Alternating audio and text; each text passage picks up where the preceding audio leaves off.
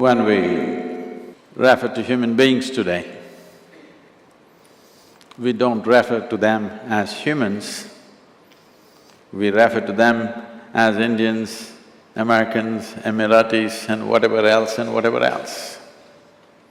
Nothing wrong with this on one level, because a nation is the largest segment of humanity that you can address in terms of bringing well-being.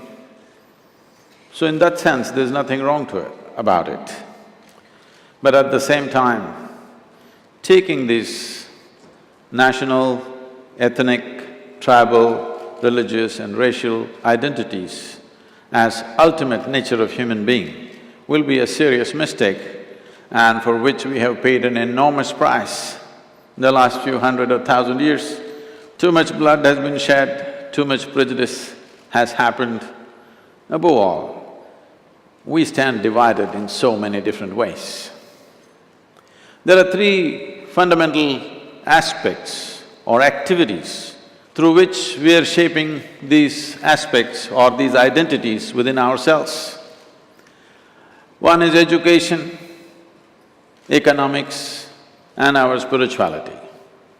All these three have become divisive processes. The way we educate our children is about identifying ourselves with small identifications which leave us completely divided as human beings. The way we are conducting our economics again divides people. Our spirituality has become super divisive process. So how can we address these issues? When it comes to education, it is somewhere, probably 150, 200 years ago, this mass education program started. Probably sometime in future, we will look back and see that this mass education process was one of the most divisive things that human beings have done to feed the industrialization that was happening. We came up with an education package that is common for everybody, not recognizing the individual sensibilities and the uniqueness of genius in every human being. We just came out with a mass extruder program where everybody will come out as a product that will fit into the economic process or the larger economic engine that we built. When we say economy, we're talking about, in a very fundamental way, we're talking about providing for the people, providing the fundamental needs and whatever else they aspire for in an organized manner. But this has risen in such a way that today nobody talks about anything other than economics. No more discussions about weather is happening in conversations, everybody is talking economy. It's amazing, just about anywhere you go, in the remotest part of India or in the capital cities of every nation, you will see the main subject of conversation is economics. This is not a progressive thought, because we are shifting to a place where our survival process or organization of our survival process has become the supreme part of our thought. This is not a good way to go, because survival is a rudimentary aspect. I know we've made it very complicated, but every worm, insect, bird, animal is able to take care of this with a millionth of our brain. But human beings should be looking at something much bigger. When we say education, from ancient times, education has always been about expanding one's horizons. But today we are looking at education as how to feed the industry. I'm not saying we should not conduct our industry, I'm not saying we should not have an economic process, but within 15, 20 years, every child has to be extruded through a machine to serve the economy or the economic engine is literally a crime against humanity. I'm very involved with various levels of schools, rural schools, urban schools, very elite schools of our own, and also we have adopted over 3,600 government schools. When I see the children, more than 60% of the children are just bewildered as to why are they being put through this process.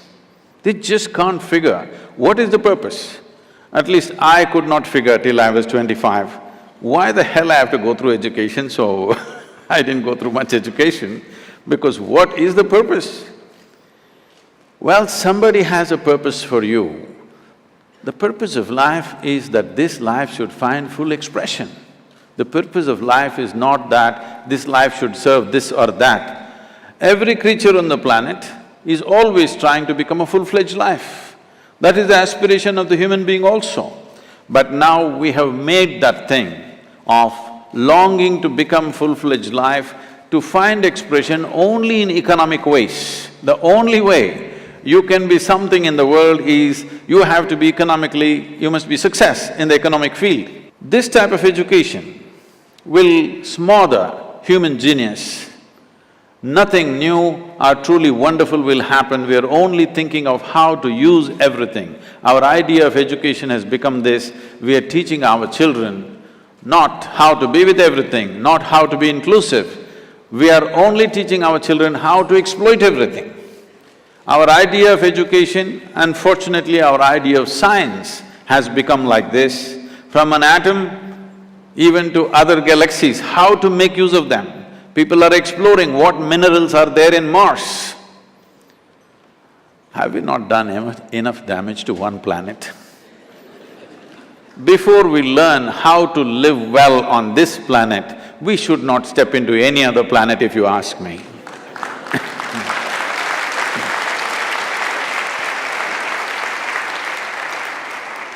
Our ideas of spirituality has all become about belief systems. Different cultures have established different authorities in the form of books, in the form of divine entities, in the form of gurus, in the form of various teachers. A time has come where we need to cultivate our children that authority cannot be the truth. Truth can be the only authority. We have to cultivate our children in this direction. If we don't do this, you have one authority, you respect one authority, I respect another authority, and inevitably we will fight. We are fighting for economic reasons, which is more tangible fight, but we are fighting for divine geography, which is unnecessary.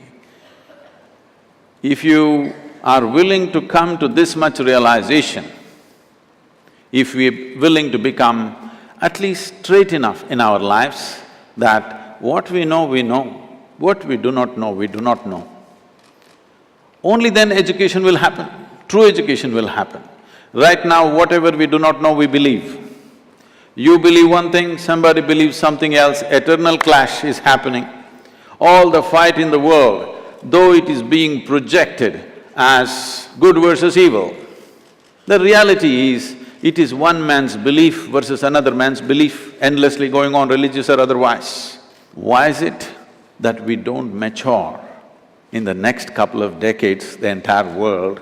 Why can't we do this, that we come to this much understanding, what we know, what we do not know, we do not know. This is not happening because we have not educated our children and adults that I do not know is a tremendous possibility. Only if you see I do not know, the longing to know, the seeking to know, and the possibility of knowing becomes a living reality. Whatever you don't know, you believe. If you believe whatever you do not know, you will become confident without clarity. Confidence without clarity is a disastrous process. Where there is no clarity, it is better there is hesitation. If clarity comes, let's do everything. If there is no clarity, we should at least hesitate. If you have confidence without clarity, it becomes disastrous. This is what belief systems are giving people. People believe something, suddenly they're confident. It doesn't matter how much disaster it causes to themselves or to everybody around them, but it will go on because we believe. What we believe is a psychological reality. It may not have anything to do with the existential realities where we exist. Education is a way of expanding our perceptions of how existence is. Whether it is science or spirituality or whatever, Essentially, we are trying to know, we are trying to understand, we are trying to grasp something more than what we know right now. And from our exploration of this creation, we know if we spend another 10 million years here, we will still continue to learn. When this is the nature of our perception and this is the nature of the existence in which we live, there should be no room for belief, there should be no room for dogma. Education should become a process where seeking is encouraged, where every human being becomes a seeker. The fundamental qualification of seeking is that you have realized that what you know is very little, what you do not know is limitless. In the yogic culture, there is a tradition that we always identify with our ignorance, not our knowledge, because what I know and what you know are two boundaries. Knowledge creates a boundary, our ignorance is boundless. If you identify with your ignorance, all of us will be together. If we identify with our knowledge, you will be on one island, I will be on another island, and these two islands may never meet.